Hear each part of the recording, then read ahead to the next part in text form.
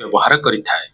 Windows 10 ରେ ତାରିଖ ଓ ସମୟକୁ ପରିବର୍ତ୍ତନ କରିବା ପାଇଁ ଷ୍ଟାର୍ଟ ଉପରେ କ୍ଲିକ୍ କରନ୍ତୁ।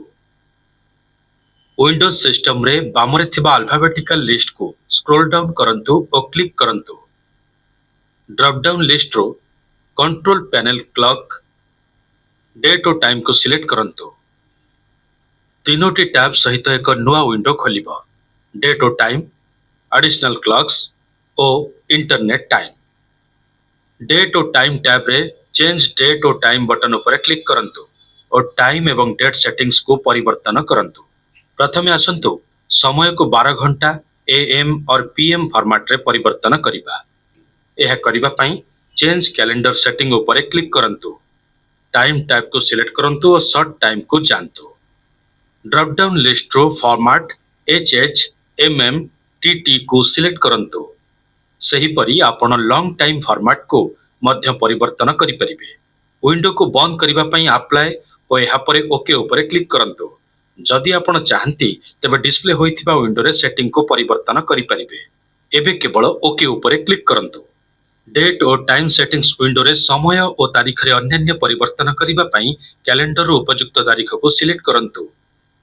ଟାଇମ୍କୁ ସେଟ୍ କରିବା ପାଇଁ ଟାଇମ୍ ଅନ୍ତର୍ଗତ ବକ୍ସରେ ଆବଶ୍ୟକୀୟ ସମୟକୁ ଏଣ୍ଟର କରନ୍ତୁ। କେବଳ ଘଣ୍ଟାର ମୂଲ୍ୟ ପରିବର୍ତ୍ତନ କରିବା ପାଇଁ ଘଣ୍ଟା ମୂଲ୍ୟରେ ଡବଲ କ୍ଲିକ୍ କରନ୍ତୁ ଏବଂ ଆରୋ ସହାୟତାରେ ମୂଲ୍ୟକୁ କମ୍ କିମ୍ବା ବେଶୀ କରନ୍ତୁ। ସେହିପରି ଆପଣ minute O second O AM କିମ୍ବା PM ଇଣ୍ଡିକେଟର ମୂଲ୍ୟକୁ ପରିବର୍ତ୍ତନ କରିପାରିବେ। ଡେଟ୍ ଓ ଟାଇମ୍ ସେଟିଂସ ୱିଣ୍ଡୋରେ ଚେଞ୍ଜ କ୍ୟାଲେଣ୍ଡର ସେଟିଂ ଉପରେ କ୍ଲିକ୍ କରନ୍ତୁ। କଷ୍ଟମାଇଜ ଫର୍ମାଟ ୱିଣ୍ଡୋରେ ଆପଣ ଡେଟ୍ ଟ୍ୟାବ୍ରେ ଡେଟ୍ ଫର୍ମାଟକୁ ପରିବର୍ତ୍ତନ କରିପାରିବେ। ହେବା ପରେ ଓକେ ଉପରେ କ୍ଲିକ୍ କରନ୍ତୁ। ଅନ୍ୟାନ୍ୟ ସେଟିଂକୁ ସୁନିଶ୍ଚିତ କରିବା ପାଇଁ ଆପଣ ରିଜିଅନ୍ ୱିଣ୍ଡୋକୁ ବ୍ୟବହାର କରିପାରିବେ। ହେବା ପରେ ଓକେ ଉପରେ କ୍ଲିକ୍ କରନ୍ତୁ ଓ ଡେଟ୍ ଓ ଟାଇମ୍ ସେଟିଂସ ୱିଣ୍ଡୋରେ ପୁଣି ଥରେ ଓକେ ଉପରେ କ୍ଲିକ୍ କରନ୍ତୁ। ଆପଣ ମଧ୍ୟ ଇଣ୍ଟରନେଟ୍ ଟାଇମ୍ ସର୍ଭର ବ୍ୟବହାର କରି ଆପଣଙ୍କର କମ୍ପ୍ୟୁଟର କ୍ଲକକୁ ସିଙ୍କ୍ରୋନାଇଜ କରିପାରିବେ। ଏଥିପାଇଁ ଆପଣ ଇଣ୍ଟରନେଟ୍ ସହିତ ସଂଯୁକ୍ତ ହୋଇଥିବା ସୁନିଶ୍ଚିତ କରନ୍ତୁ।